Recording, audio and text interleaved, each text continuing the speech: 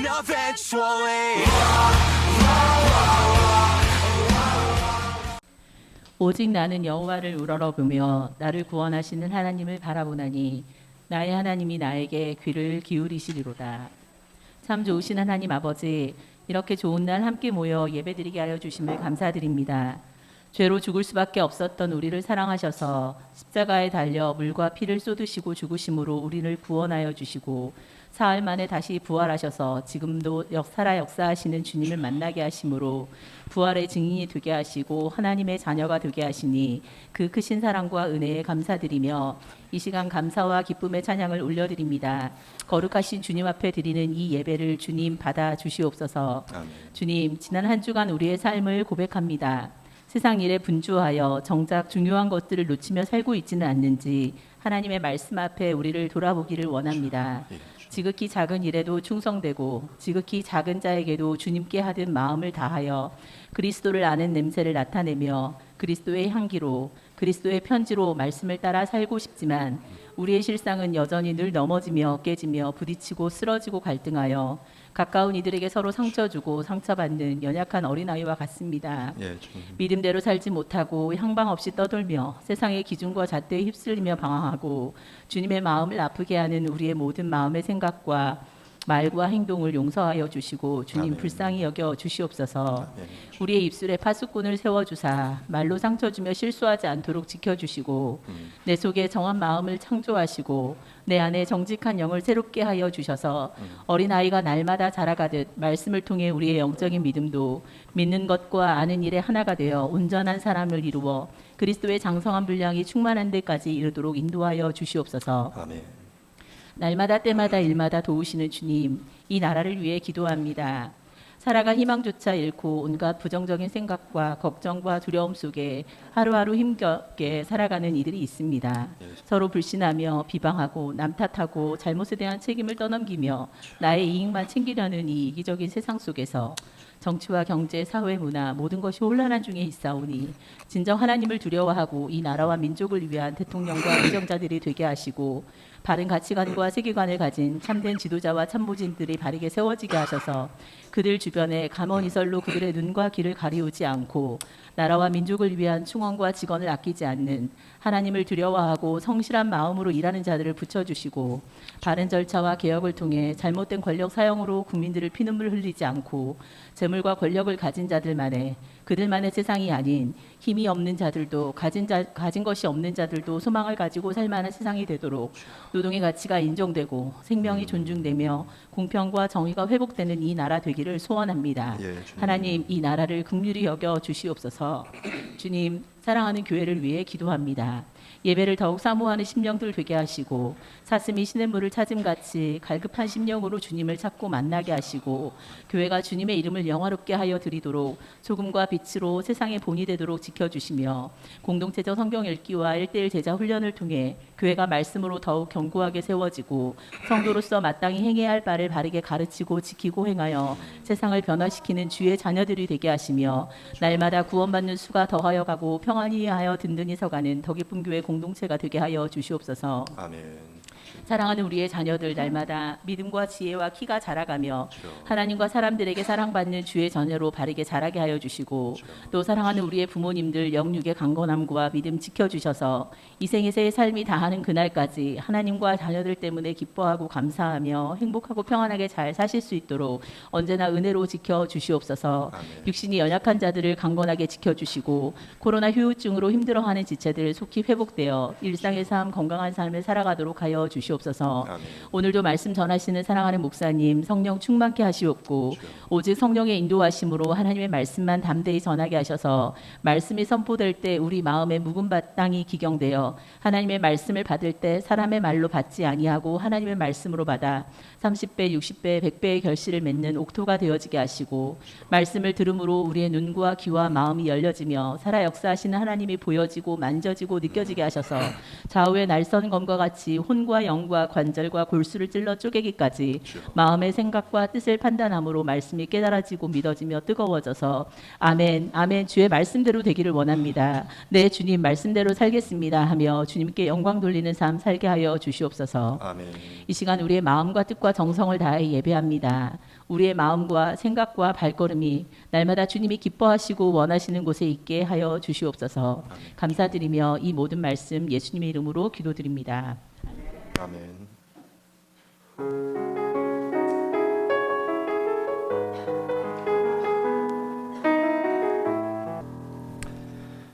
예, 다 함께 자리에서 일어나 주시기 바랍니다. 오늘 하나님께서 우리에게 주신 말씀은 데살로니가 전서 3장 1절부터 5절입니다. 박재모 집사님 성경 봉독해 주시겠습니다. 하나님께서 오늘 우리에게 주신 말씀은 데살로니가전서 3장 1절부터 5절 말씀입니다. 말씀을 봉독하겠습니다.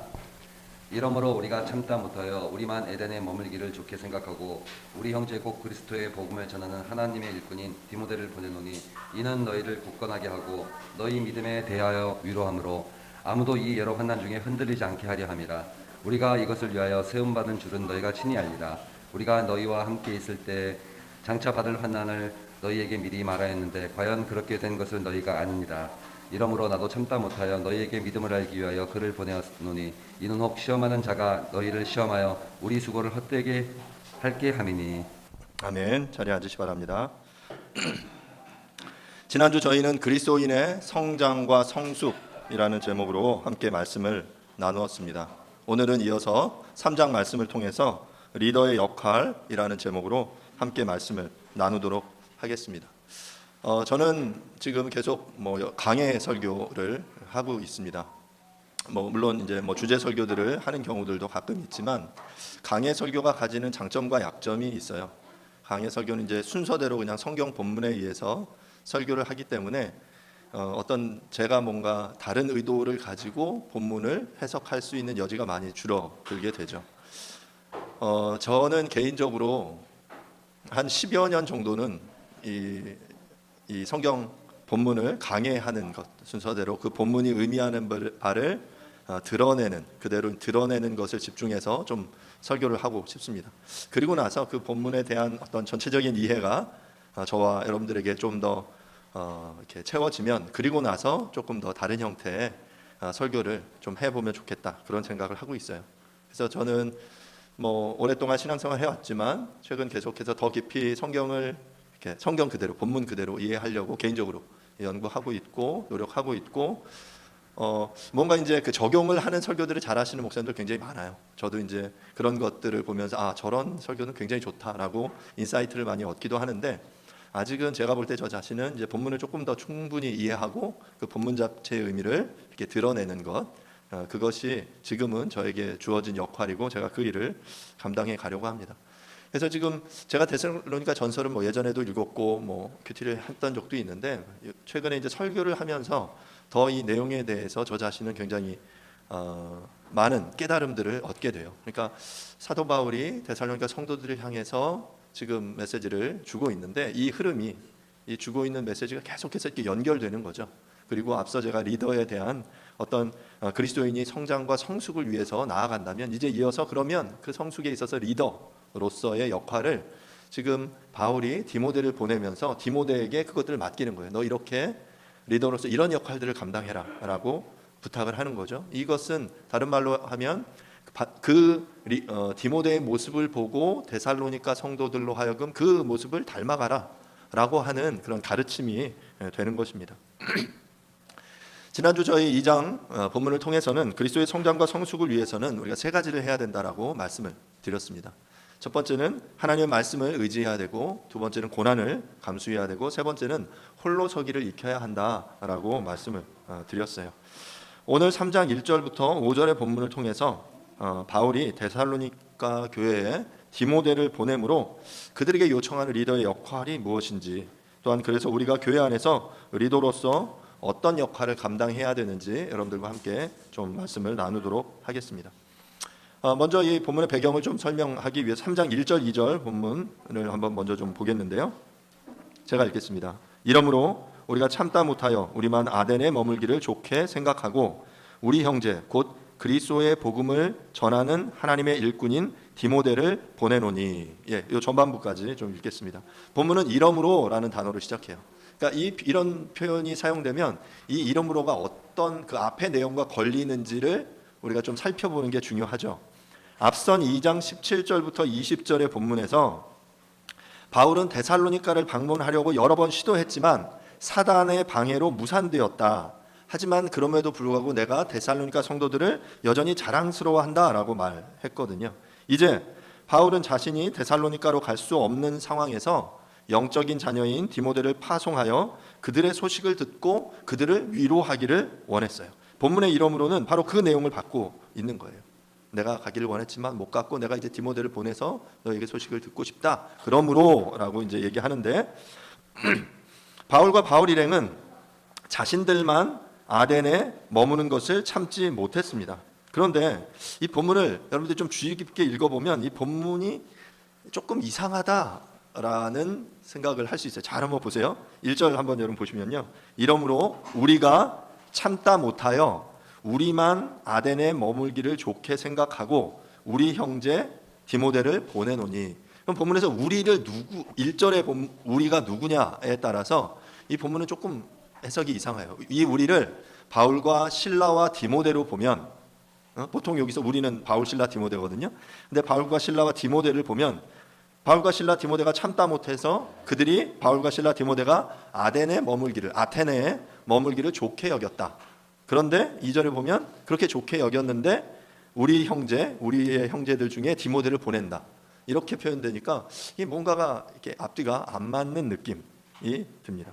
그래서 본문의 1절을 바울과 디모데, 실라로 생각하지 않고 바울과 그 디모데와 실라를 제외한 바울과 나머지 전도 여행 팀으로 생각을 해보면 이제 그들은 아덴에 남고 아덴에 있기를 좋게 여기고 참다 못해서 이제 디모데를 우리의 형제 사랑하는 하나님의 일꾼인 디모데를 데살로니가를 향해 보낸다라고 번역을 하는 것이 조금 더 합당한 번역이 아닌가 생각이 됩니다. 그러니까 지금 선교 여행팀으로 함께 일했거든요. 함께 일했는데 지금 이 데살로니가를 향해 너무 가고 싶은데 갈 수 없는 거죠. 그래서 우리들이 참다 못해서 우리는 아덴에 남고 이제 디모데를 데살로니가로 보낸다라고 말하고 있는 거죠. 바울은 자신이 데살로니가 성도들과 헤어져서 그들이 어떻게 지내는지 모르는 상황에 견딜 수가 없었어요. 그러니까 너무 사랑하고 그들에게 그 하나님의 말씀을 가르쳐주고 그들이 견고하게 서가서 풍성한 건강한 교회가 세워지기를 바랬는데 그래서 그들과 더 함께 있기를 원했는데 함께 있을 수 없는 상황이었죠. 쫓겨나는 상황이었고 그래서 그들을 위해서 무언가를 해주기 원해서 노력하는데 갈 수 없는 사단이 그 길을 방해하고 막고 할 수 없었어요. 그러자 참다 못해서 그의 아들을 영적인 아들을 보내게 되는 것이죠. 디모데가 누굽니까? 우리가 잘 아는 대로 유일하게 바울에게 세례를 받은 영적 아들이라고 불리워지는 사람이죠. 바울은 어찌 보면 바울의 일행 중에 가장 편하게 대할 수 있는 사람이 아마 디모데이지 않았을까 생각해요. 야, 내 영적인 아들을 내가 보낸다. 내 아들이야. 이러 하면서 보낼 수 있는데 본문 2절의 본문을 보면 디모데를 소개하면서 뭐라고 소개하냐면 우리 형제 곧 그리스도의 복음을 전하는 하나님의 일꾼이라고 표현해요. 그러니까 아마 나이로도 저 아래 아들뻘이었을 거예요. 그리고 신앙의 어떤 생활이나 그의 모습을 볼 때 그 바울로부터 세례를 받고 또 이렇게 그 성장하고 있는 모습이니까 바울이 그를 하대해도 아무런 누구도 뭐라고 하지 않을 만한 그런 상황이었지만 지금 바울은 데살로니가를 향해 그를 보내면서 그의 권위를 인정해주고 그를 세워주고 있는 거예요. 뭐라고 해야 합니까? 우리의 형제다. 그리고 그리스도 안에서 하나님의 복음을 전하는 바로 하나님의 일꾼이다 라고 소개하고 있는 것이죠. 어찌 보면 데살로니가 교인들이 이 어린 디모데를 업신여길까 봐 디모데가 그 디모데 전서에 보면 그의 연소함으로 업신여기는 사람들이 있었다라고 표현하고 있거든요. 네가 너의 연소함으로 그 사람들이 업신여김을 받지 않도록 너가 더 노력해라라고 바울이 가르치는데 아마 그런 연유들이 작동하지 않았을까 싶어요. 그래서 더 정중하게 그를 하나님의 일꾼으로 나의 동역자로 소개하고 있는 거죠. 가장 적임의 인물이었다라고 소개하고 있는 거예요. 본문에서 일꾼이라고 번역된 슈네르곤이라는 헬라어는 뭐뭐와 함께하는 쉰과 그리고 일이라는 에르곤의 합성어입니다. 그러니까 함께 일하는 사람, 다른 말로 하면 동역자이겠죠. 일꾼은 동역자라는 의미입니다. 하나님의 일꾼인 디모데라고 말할 때 디모데는 바울과 실라에게 있어서 동역자이며 이들은 모두 하나님께 속한 그리스도의 복음을 전하는 하나님의 동역자다라고 말하고 있는 거예요. ESV는 본문을 Our brother and God's co-worker in the gospel of Christ라고 번역해요. 그러니까 뭐 아주 Our brother, 우리의 형제다. and 그리고 God's co-worker, 하나님의 동역자. 어디서? In the gospel of Christ. 그리스도의 복음 안에서 하나님의 동역자가 바로 디모데다라고 소개하고 있는 거예요. 사랑하는 여러분, 그리스도 안에서 그 하나님의 그 동역자가 우리가 될 수 있기를 바라요. 우리가 하나님의 일꾼이 된다, 하나님의 제자가 된다, 그 하나님의 리더로서 세워져 간다라는 것은 바로 하나님 나라 일에 함께 코워커, 함께 동역하는 사람으로 세워져 가는 것이죠. 무엇 안에서? 그리스도의 복음 안에서 하나님의 일꾼으로 세워져 가는 것을 말하는 것입니다. 데살로니가로 이 디모데를 보내는 오늘 본문 사건의 배경이 되는 그 사도행전의 내용은 17장, 18장의 내용이에요. 제가 처음 시작하면서 데살로니가 전서를 시작하면서 데살로니가 교회에 대한 설명을 할 때 이 사도행전 17장, 18장의 본문을 설명을 했었어요. 간단하게 다시 말씀을 드리면 바울이 데살로니가에 갔습니다. 데살로니가에서 복음을 전하기 어디서 복음을 전할까 고민하다가 새 안식일 동안 바울이 그 회당에 들어가서 데살로니가의 회당에 들어가서 복음을 전했어요. 강론했어요. 그리스도가 죽으시고 부활하실 것에 대해서 강론한 사람들이 그 말씀에 집중했고 많은 사람들이, 많은 귀부인과 귀족들과 유력한 많은 사람들이 그 복음 앞에 나와왔죠. 그러자 어떤 일이 벌어졌냐면, 여러분 생각해보세요. 큰 교회에서 어떤 유력한 사람들이 어디 낯선 사람이 나타나서 막 가르치자 그 교회로 막 가요. 그 가르침에 관심에 막 기울이면서 가. 그러면 그 기존의 큰 교회 목회자들이 어떨까요? 기분이 나쁘겠죠. 지금 유대인들이 그랬어요. 유대 지도자들이, 유력한 그 데살로니가의 유대인들이 이 바울의 등장, 바울의 가르침으로 많은 사람들이 관심을 가지고 그 앞으로 나아가자 그를 시기했습니다. 그래서 사람들 불량배를 불러 모아서 바울을 붙잡으려고 했죠. 그러자 데살로니가 형제들이, 그 함께 동역한 사람들이 바울과 일행들을 도피시킵니다. 그래서 밤에 베레아로 도망을 갑니다.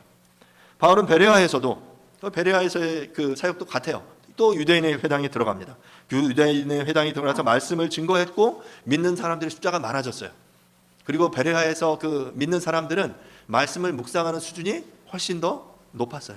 그 주의 말씀을 그 묵상하는 것이 굉장히 탁월한 사람들이었습니다. 자, 그러자 그렇게 베레아에서 믿는 사람들의 숫자가 많아지고 말씀의 영향력이 커진다는 소식을 데살로니가의 성도 듣고 그 유대인들이 또 쫓아내려온 거예요. 그래서 데살로니가 유대인들이 바울을 잡으려고 막 내려오자 그 소식을 들은 그곳의 형제들이 또 바울을 어디로 데려가느냐 하면 아덴으로 급히 데려갑니다. 그런데 이번에 그 아덴으로 데리고 내려갈 때는 너무 급해서 신라와 디모데는 동행을 하지 못했어요. 그러니까 굉장히 급작스러웠던 것 같아요. 급히 가느라고 바울을만 내려가고 신라와 디모데는 함께 동행하지 못했어요.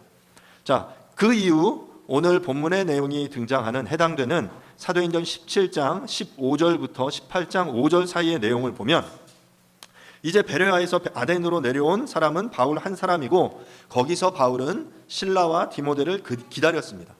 그런데 그 본문 속에서는 신라와 디모데를 만났다는 기록은 나타나지 않아요. 그런데 그 이후 사도행전 17장 16절부터의 기록은 이제 바울이 아덴에서 어떤 사역을 했는지를 또 기록하고 있습니다. 이 본문도 굉장히 탁월한, 굉장히 그 이교도의 상황 속에서, 이교도의 우상이 그 팽배한 그 상황 속에서 어떻게 선교사가 상황화를 시도하는지, 그 속에서 어떻게 복음을 전하는 것이 정말 탁월한 것인지를 보여주는 굉장히 탁월한 본문이거든요. 아덴은 어떤 도시였습니까? 여러분, 그리스 아테네, 그 당시에 그리스의 문화, 어떤 사상의 중심지였어요. 그래서 여러분 본문을 읽어보시면 그곳에서 17장 18절에 보면 에피쿠로스와 스토아 철학자들이 있었다라고 이야기를 합니다. 그곳에는 떠돌이 철학자들이 많았어요. 그래서 그들은 자신들의 사상과 지식을 사람들에게 말해주고, 그리고 아덴의 사람들은 그러한 새로운 사상 이야기를 듣는 것을 굉장히 즐겨했어요. 그러니까 그런 수요가 있으니까 아덴에는 그런 많은 사람들이 몰려들었고, 그래서 에피쿠로스 학파와 그 스토아 철학자들과 같은 그러한 여러 사상가들이 그 아덴에 모여서 사람들을 이렇게 가르쳤죠. 그러면 사람들이 모이는 거죠. 그리고 돈을 받고 그들에게 그런 가르침을 전하는 일들이 아덴에서는 흔하게 일어났던 거예요. 쾌락과 지성을 추구하는 다양한 무리의 사람들이 있었고, 그런데 그 사람들은 그곳에 나타난 바울의 메시지에도 귀를 기울였습니다. 그러니까 뭔가 지금까지 들어보지 못한 특별한 메시지를, 특별한 사상을 바울이라는 인물이 그곳에서 소개하고 있었던 것이죠. 바울은 어디에서 이 메시지를 전했냐 하면 아레오바고라는 그 아테네에 있는 어떤 언덕에서 그들을 향해 설교했습니다. 뭐라고 이야기했냐면, 지금 기존의 아테네의 많은 사람들은 단을 쌓아놓고 재단을 쌓아놓고 재단에게 그 예배를 드렸어요. 제사를 드렸어요. 그 재단에 뭐라고 쓰여져 있냐면 누구에게 어떤 신을 향해 내가 예배드린다라는 그러한 내용이 쓰여 있었는데, 뭐 예를 들어서 그곳에 뭐 제우스 신에게, 아폴로 신에게, 뭐 아데미 신에게 뭐 이렇게 써 있을 텐데, 그런데 아덴의 어떤 그 제단에는 이렇게 쓰여 있었어요. 알지 못하는 신에게 이렇게 쓰여 있어요. 그러니까 unknown God, 내가 우리 자신들이 이해하지 못하는, 알지 못하는 신이 있다라고 그들은 생각했고, 우리는 그 알지 못하는 신에게 예배드린다 하고 제단을 예배드리는 무리들이 아덴에 있었던 거죠. 그러자 바울이 이야기하는 거예요. 너희들이 지금 알지 못하는 신에게 예배드리는데 내가 너희들이 그 알지 못하는 신이 어떤 신인지 알게 하겠다. 알려줄게. 그리고 전한 게 하나님이에요. 너희들이 알지 못하는 unknown God이 바로 하나님입니다. Almighty God, 하나님입니다. 그 하나님은 온 세상을 창조하셨고 또 그 당신의 백성들을 구별하셨고, 그래서 그들을 통해서 이 온 세상을 구원하시기 원하신다. 그래서 그의 아들이 이 땅 가운데 오셨고 우리를 위해 죽으시고 부활하셨다. 그리고 그를 믿으면 너희들이 구원을 얻게 된다라고 말하는 이 복음을 그 아덴에 있는 사람들을 향해 전하면서, 바로 이것이 너희들이 알지 못하는 그 신, 그 하나님이 너희들에게 전하는 메시지다라고 전파했죠. 그러자 무리들이 나뉘어졌어요. 어떤 사람들은 그 얼토당토하는 그 메시지를 향해 소리 지르며 조롱했고, 어떤 무리들은 그 메시지에 관심을 가지기 시작한 거예요. 제가 계속적으로 말씀드리지만 하나님의 말씀에는 능력이 있습니다. 그래서 능력 있는 하나님의 말씀이 선포되면 어떤 일이 일어납니까? 사람들이 나뉘어지게 돼요. 필연적으로 나뉘어집니다. 그렇게 나뉘어지지 않는 메시지는 어찌 보면 진리가 아닐 수 있어요. 모든 사람이 다 그래 오케이 so good 좋아 라고 말할 수 있는 메시지는 진리라고 말할 수는 없습니다. 진리는 들려지면 나뉘어지게 되어 있어요. 그 진리를 따르려는 자들과 그렇지 않은 자들, 그 진리에 동의하는 자들과 그렇지 않은 자들로 나뉘어지게 되는 거죠. 아덴에서도 동일하게 그런 일이 일어났습니다.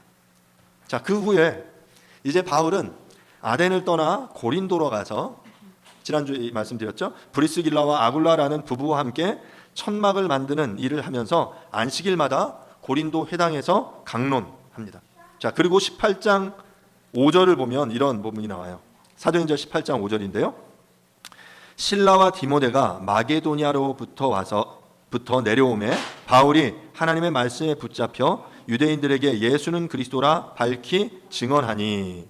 그러니까 지금 이 18장 5절의 본문은 바울이 아덴을 떠나 고린도에 이른 후에야 실라와 디모데가 이제 그 마게도냐로부터 내려와서 고린도에서 합류했다라는 그러한 설명이거든요. 자, 그런데 지금 이 18장 5절의 본문과 오늘 우리가 읽은 데살로니가전서 3장 1절의 본문을 보면 바울이 디모데를 아덴에서 데살로니가로 파송했다라고 오늘 본문은 이야기하고 있는 거죠. 그래서 앞서 사도행전의 기록과는 좀 뭔가 다른 차이점이 발생하는 거예요. 사도행전의 기록에서는 실라와 디모데가 아덴에 온 적이 없는 것처럼 기록되어 있는데, 지금 데살로니가 전서에서는 이제 바울이 디모데를 보낼 때 아덴에서 보냈다라고 말하고 있는 거죠. 그렇다면 뭔가 이제 차이점이 있는 건데, 이렇게 모순되는 것처럼 보이는 상황이 발생하는 이유는 성경의 기록이 그 모든 선교 여정, 모든 것을 다 기록하고 있지 않다는 데 있습니다.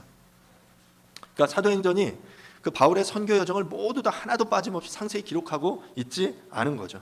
그러면 우리는 이제 이 행간에 빠져 있는 부분을 우리의 상상력을 동원해서 맞춰가야 되는데, 그렇게 좀 생각을 해보면 아마도 바울이 아덴에 있을 때 실라와 디모데가 베레아로부터 아덴으로 왔고, 거기서 바울과 실라는 먼저 디모데를 데살로니가로 보내고 그리고 이후에 바울은 신라를 빌립보로 보냅니다. 그리고 그 이후에 바울은 홀로 고린도로 내려갔다가 이제 신라와 디모데가 데살로니가와 빌립보의 여정을 마치고 합류해서 마게도냐로부터 고린도로 내려와서 바울과 만났다. 이게 이제 사도행전의 기록의 완성이 되는 거죠. 그러면 지금 오늘 우리 함께 본 데살로니가의 본문 속에서는 아덴에서 우리의 형제 우리가 이 디모데를 데살로니가로 보냈다라는 2절의 내용이 그래서 완성이 되는 거예요.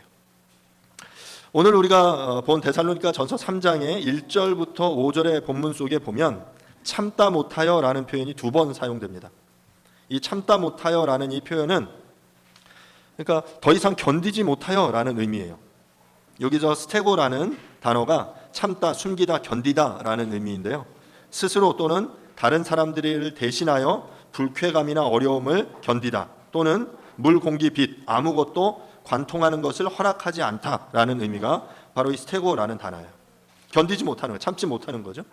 바울은 지금 그 데살로니가를 향해 그들에게 나아가고자 하는 이 열정의 사랑의 마음을 도저히 참다 못해 디모데를 보냈다라고 말하는 거예요. 바울이 이토록 견디지 못하여 디모데를 보낸 이유가 바로 디모데를 통해서 리더의 역할이 무엇인지를 보여주기 원해서였던 겁니다. 그들이 홀로 있는 어린 그 교회에 디모데를 보내 디모데가 그 교회를 섬기도록 그 교회를 아름답게 하나님의 그 말씀대로 이끌어가도록 그래서 그것이 바로 리더의 역할인 것이죠. 오늘 본문을 통해서 1절과 5절의 본문 통해서 우리는 4가지의 리더의 역할을 살펴보려고 합니다. 2절과 3절에서는 리더의 역할 3가지를 말하고 있는데요. 2절 하반절부터 보면 디모데를 보내노니 이는 너희를 굳건하게 하고 너희 믿음에 대하여 위로함으로 아무도 이 여러 환난 중에 흔들리지 않게 하려 함이라. 우리가 이것을 위하여 세움받은 줄을 너희가 친히 알리라. 그러니까 2절 하반절부터 보면 리더의 역할은 첫 번째 굳건하게 하고 두 번째 위로하고 세 번째 흔들리지 않게 하는 것이다 라는 것이거든요. 하나하나 간단하게 좀 살펴보면요. 첫 번째 리더의 역할은 굳건하게 하는 것입니다. 굳건하게 하고 라고 번역된 스테렉사이의 원형 스테리조는 건축을 할 때 버팀목, 지주로 건물이 흔들리지 않도록 하는 것을 의미하는 거예요. 여기 뭐 건축 관련돼서 전문가들이 많으시니까 뭐 제가 자세히 더 이야기하지는 않겠습니다. 신약 성경에서는 이 스테리조라는 이 표현은 사람의 마음과 신앙이 흔들리지 않도록 견고히 한다라는 의미로 주로 많이 사용이 됐어요. 우리 마음이 흔들리잖아요. 그런데 흔들리지 않도록 굳건하게 견고하게 붙잡아주는 역할을 하는 것이 리더의 역할이다라는 거예요. 로마서 1장 11절에도 이 표현이 사용되는데요. 이 로마서 1장은 바울이 로마의 교회를 향해 편지를 쓴 이유를 설명하고 있는 부분인데요. 내가 너희 보기를 간절히 원하는 것은 어떤 신령한 은사를 너희에게 나누어 주어 너희를 견고하게 하려 함이니. 바울이 지금 동일해요. 데살로니가 성도들을 향해 지금 말하는 것과 동일하게 바울이 지금 이 로마의 교회 성도들을 간절히 보기 원하는 이유가 뭐냐 하면 신령한 은사를 그들에게 나눠주어 그들을 스테리죠. 견고하게 굳건하게 하기 위해서다라고 말하고 있는 것이죠. 사랑하는 여러분, 리더의 역할은 무엇이냐면 하나님의 말씀을 하나님의 신령한 은사를 그들에게 나누어 주어서 그들을 굳건하게 견고하게 하는 사람입니다. 두 번째로 리더의 역할은 위로하는 것입니다. 데살로니가 전서에는 이 위로라는 표현이 굉장히 많이 사용되는데요. 위로라는 표현은 지난번에 말한 것처럼 파라칼레오라는 옆에서 칼레오 말하는 사람, 옆에서 지지하며 함께 격려한 말하는 사람이 바로 위로자, 파라클레이토스 성령님이시고 또한 파라칼레 옆에서 이렇게 이야기하는 것이 바로 위로, 격려하는 것이다라는 거죠. 가까이 불러서 옆에서 격려하고 위로하고 권면하는 것. 여러분 어떻게 우리가 우리의 이웃들을, 우리의 형제들을 위로할 수 있습니까? 가장 중요한 것은 옆에 함께 있는 거예요. 위로하기 위해서 어찌 보면 특별한 말을 할 필요도 없습니다. 위로한다라고 나 때는 말이야 라고 말하면서 괜히 뭔가 더 이야기하는 것은 위로가 아니라 이렇게 짜증나게 할 수도 있어요. 대부분 그런 형태의 위로는 위로가 되지 않습니다. 그저 옆에서 함께 있어주고 그와 공감하고 그의 손을 붙잡아 주는 것, 그를 지지해 주는 것, 그것이 어찌 보면 더 큰 위로가 아닌가라는 생각을 해봅니다. 사랑하는 여러분, 주변을 한번 둘러보십시오. 우리 주변에 그 위로와 격려가 필요한 사람들이 혹시 있지 않습니까? 너무 힘들어서 지금 더 이상 한 걸음도 나아갈 수 없는 사람들이 혹시 있지 않습니까? 그들을 위해 우리가 어떤 일을 해줄 수 있을까요? 예를 들어서 근육 운동을 한번 좀 더 설명을 해보겠습니다. 여러분, 여기에 뭐 근육 운동을 이렇게 헬스를 제대로 하시는 분들은 지금 뭐 그렇게 많이 계시지는 않는 것 같고, 근육 운동을 할 때 그 제대로 그 운동하시는 분들은 3대를 측정합니다. 3대라는 게 뭔지 아세요?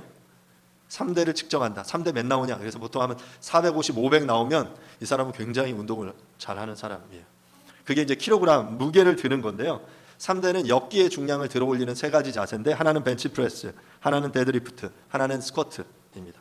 벤치프레스는 역도 이렇게 드는 거에 누워서 이렇게 들어 올리는 거예요.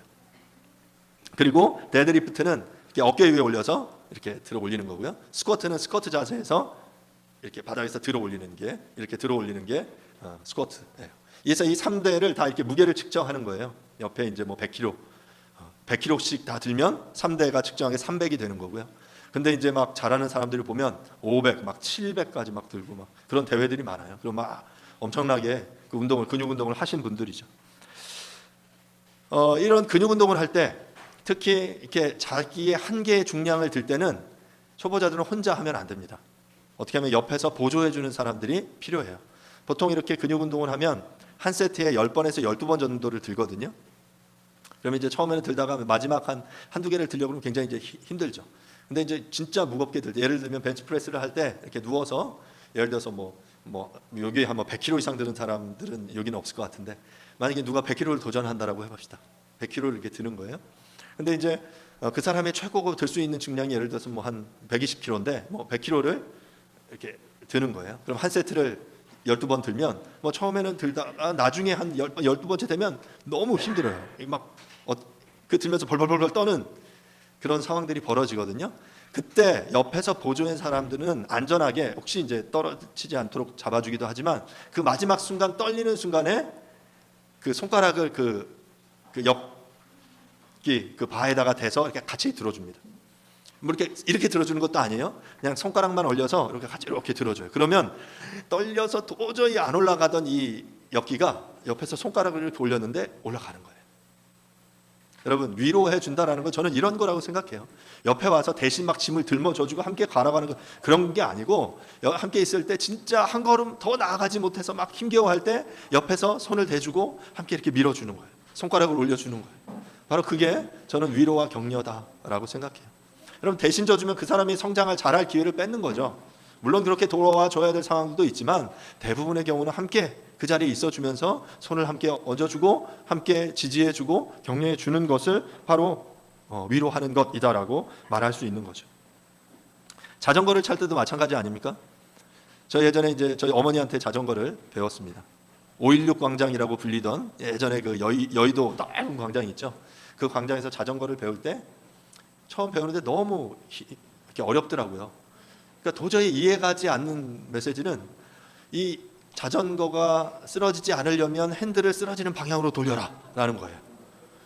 이 반대 방향으로 돌려야 될 것 같은데 이게 쓰러지는 방향으로 계속 해야 자전거가 안 넘어진대요. 처음에는 막 이해가 안 돼서 계속 많이 넘어졌어요. 근데 그 넘어질 때 그 뒤에서 붙잡아 주는 사람이 있죠. 혼자 못 가니까 뒤에서 붙잡아 줍니다. 그러면 나중에 하다 보면 넘어지려고 할 때 그 방향으로 조금 틀면서 계속 페달을 밟아주면 넘어지지 않는구나 라는 거를 드디어 깨닫게 되죠. 그러면서 계속 뒤에 이야기합니다. 엄마 꼭 붙잡고 있어. 놓으면 안 돼. 놓으면 안 돼. 그래, 안 놓고 있어. 계속 그래요. 그렇게 붙잡아 주다가 어느 순간인가 나는 여전히 붙잡고 있다라고 생각하는데 이제 손을 놓고 있죠. 뒤에 보니까 그리고 또 쓰러지기도 하고. 저는 어찌 보면 위로하고 격려한다라는 게 이렇게 힘들고 넘어지려고 할 때 손을 함께 대주는 것, 함께 지지해 주는 것, 그리고 도저히 내 힘으로 들어 올릴 수 없는 그 막 떨리는 그 순간에 함께 손을 그 역기바에 올려주는 것, 바로 그것이 우리가 해줄 수 있는 그 위로와 격려가 아닌가라고 생각이 됩니다. 우리 그리스도인들의 싸움은 대단히 치열합니다. 너무 힘들고 어려울 때는 포기하고 모두 내려놓고 싶을 때가 있습니다. 그럴 때 서로 한 손을 올리고 거들어 주는 거죠. 그렇게 위로를 받은 사람은 능히 그 들어올릴 수 없을 것 같은 것을 들어올리고 다시 균형을 잡고 흔들리던 그 삶이 앞으로 나아갈 수 있게 되는 것입니다. 세 번째 리더의 역할은 흔들리지 않게 하는 것입니다. 앞의 내용과 연결되는데요. 아무도 이 여러 환난 중에서 흔들리지 않게 하려 함이다라고 본문은 말하고 있어요. 본문에서 언급한 이 여러 환난은 앞서 1장 6절이나 2장 14절에서 언급한 것으로 데살로니가 교인들이 자신의 동족으로부터 받은 많은 핍박을 가리키고 있습니다. 이러한 핍박과 고난은 그리스도인들이 하나님 나라에 들어가려면 반드시 겪어야 하는 영적인 필연적인 과정이다라고 말씀을 드렸죠. 이러한 환난은 성도들의 신앙을 견고하게 붙들어 줍니다. 본문에서 흔들리다라는 이 사이노라는 헬라어 표현은 개가 꼬리를 흔들리는 것을 묘사합니다. 이는 아첨하고 알랑거리는 것을 의미하는데 이교도들이 데살로니가 교인들을 핍박할 때 성도들의 그들 안에 동요가 있었어요. 흔들림이 있었고, 왜냐하면 너희들이 그 믿는 그것 때문에 너희는 더 고생하게 될 거야. 우리의 이 가르침으로 돌아와봐. 편해, 괜찮아, 좋아 라고 말하면서 그들을 유혹했어요. 그러자 그들이 흔들리는 상태에 있었던 거죠. 바울은 이러한 유혹에 흔들리지 않게 하기 위해서 바로 디모데를 보내고 있는 것입니다. 사랑하는 여러분, 혹시 지금 여러 가지 유혹으로 흔들리며 요동하고 있지 않습니까? 영적으로 성숙하지 않아서 그럴 수 있습니다. 어린아이일 때는 여러 가지 일들로 흥분하고 흔들리며 요동합니다. 하지만 영적 부모로 자라면 웬만한 일들로는 요동하지 않습니다. 하지만 그렇다고 영적 부모도 전혀 흔들리지 않은 것은 아닙니다. 영적 부모도 성숙하다고 생각되는 사람도 하나님을 의지하지 않으면 또 흔들립니다. 이렇게 흔들릴 때 흔들리지 않도록 붙잡아 주는 것, 바로 그것이 옆에서 우리의 리더가 해야 하는 역할인 거죠.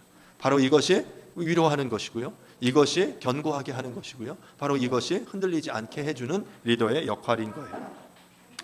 이제 마지막으로 네 번째 리더의 역할은 3장 5절의 본문입니다. 이러므로 나도 참다 못하여 너희 믿음을 알기 위하여 그를 보내었노니 이는 혹 시험하는 자가 너희를 시험하여 우리 수고를 헛되게 할까 함이니.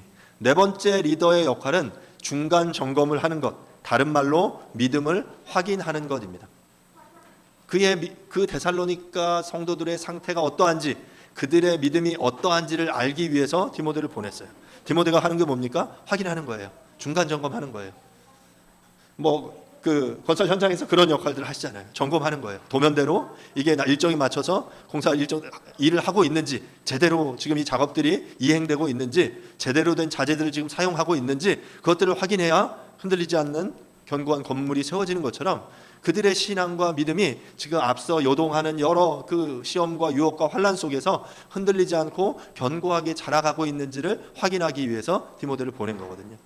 리더의 역할은 이렇게 점검하고 확인해 주는 역할들입니다.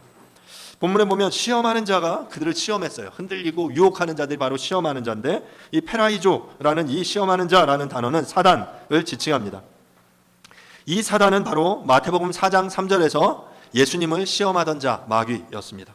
사단은 동족 핍박자들이 핍박할 때 주변에 있던 유대인들을 통해서 간교와 아첨하는 말로 데살로니가 성도들에게 너희를 핍박받게 만드는 그 그리스도의 신앙에서 떠나가라고 그들을 부추겼어요.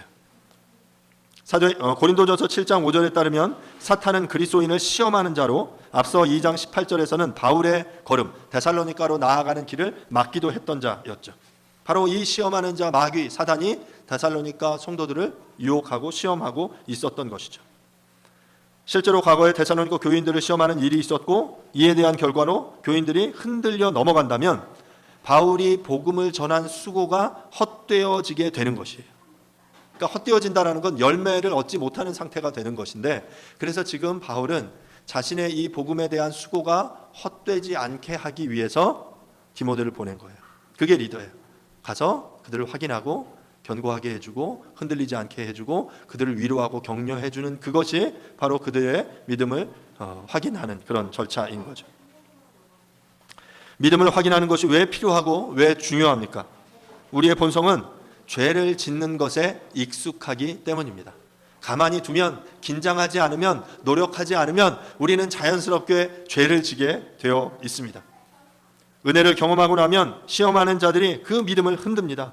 그래서 제자 훈련의 과정에서 제일 중요한 것은 그 과정 자체를 끝마치는 것이 아닙니다. 그 배운 바 내용을 그들의 삶 가운데 살아내고 있는지를 계속해서 확인하는 것이 제자 훈련의 과정이에요. 그래서 제자 훈련은 내가 마지막 그 나라에 들어갈 때까지 어찌 보면 끝나지 않는 과정입니다. 계속 제자로서 살아내는 과정이거든요. 그걸 계속해서 확인하는 것이거든요. 내가 고백했던 이 말씀대로, 내가 아멘으로 화답한 이 말씀대로 여전히 내가 살고 있는지, 그 말씀에 떠나지 않고 그 말씀에 붙잡혀서 계속해서 그 길로 나아가고 있는지를 확인하는 것, 바로 이것이 제자 훈련의 중요한 과정이다라는 것입니다. 우리는 기도와 말씀, 찬양과 전도, 하나님 나라의 가치가 무엇인지를 배웠습니다. 그래서 이 배운 바 내용을 살아내기로 결단합니다. 하지만 사랑하는 여러분, 이 결단, 이 말씀대로 살아가는 것이 쉽던가요? 정말 그렇게 실천하며 살아내는 것이 여러분 삶 가운데 쉽고 가능한 일이던가요? 그렇지 않습니다. 쉽지 않습니다. 홀로는 가능하지 않습니다. 그래서 공동체가 필요하고, 함께 지지해주고 격려해주고 확인해주고 그것들을 점검해주는 사람들이 필요한 거예요. 지속해서 계속해서 살아내고 있는지를, 내가 여전히 나 자신도 속이고 주변도 속이면서 그냥 거룩하고 멀쩡한 척한 것 같지만 정말로 과연 그러한지를 마음 터놓고 솔직하게 나누면서 서로를 격려하고 도와주는 그 사람들이 필요한 것입니다. 이처럼 리더의 역할은 중요합니다. 바울은 신생 데살로니가 교회가 건강하게 바로 서가기를 너무나도 원하면서 디모데를 통해서 이 리더의 역할, 이 일을 감당하게 한 것입니다. 저는 우리 모두가 하나님의 교회에서 하나님의 리더의 역할을 감당해 나아갈 수 있기를 간절히 바랍니다. 하나님의 리더들은 하나님의 교회의 성장을 위하여 노력하는 이들입니다. 하나님의 교회가 하나님의 교회로서 세상 가운데서 영향력을 나타내며 살아갈 수 있도록 이들에게 본을 보이고, 또한 연약한 이들을 굳건하게 하고 믿음에 대하여 서로 위로하고 격려하며 흔들리지 않도록 환난 중에 잡아주고, 계속해서 우리가 믿음을 살아내도록 확인하며 격려하며 중간 점검을 해주는 바로 그 사람들이 있을 때 하나님의 교회는 더욱더 견고하게 서 나아갈 것입니다. 말씀을 마무리하겠습니다.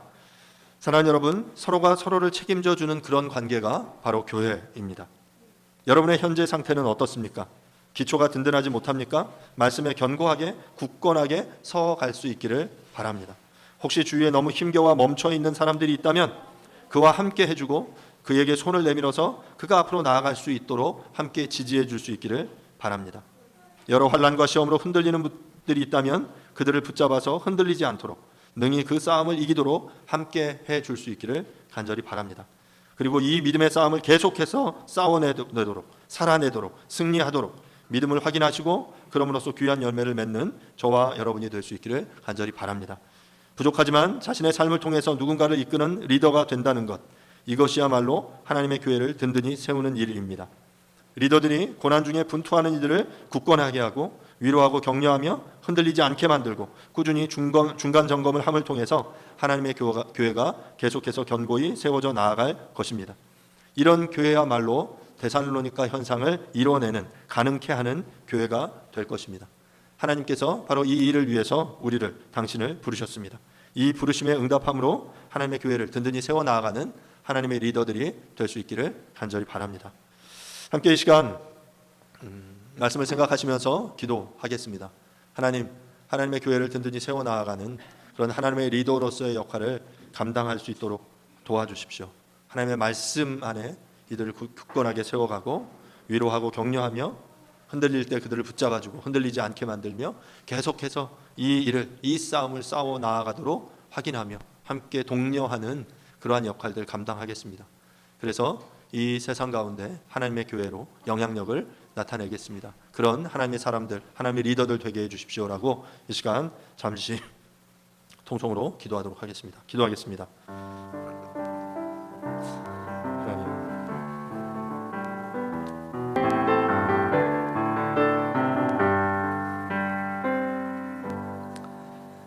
우리 형제 곧 그리스도의 복음을 전하는 하나님의 일꾼인 디모데를 보내노니 이는 너희를 굳건하게 하고 너희 믿음에 대하여 위로함으로 아무도 이 여러 환난 중에 흔들리지 않게 하려 함이라. 하나님, 바울이 디모데를 데살로니가 성도들을 향해 보내면서 그 교회를, 그 성도들을 굳건하게 하고 위로하고 흔들리지 않고 또한 그들의 믿음이 어떠한지를 확인하라는 역할을 그에게 맡겼습니다. 주님, 우리도 하나님의 교회 안에 이러한 역할들을 감당하는 리더로 성장해 갈 수 있도록 은혜를 베풀어 주시옵소서. 그래서 하나님의 교회가 이 세상 가운데 아름다운 영향력을 미치는 귀하고 아름다운 교회가 되도록 축복하여 주옵소서. 감사드립니다. 예수님의 이름으로 기도합니다. 아멘. Happen eventually.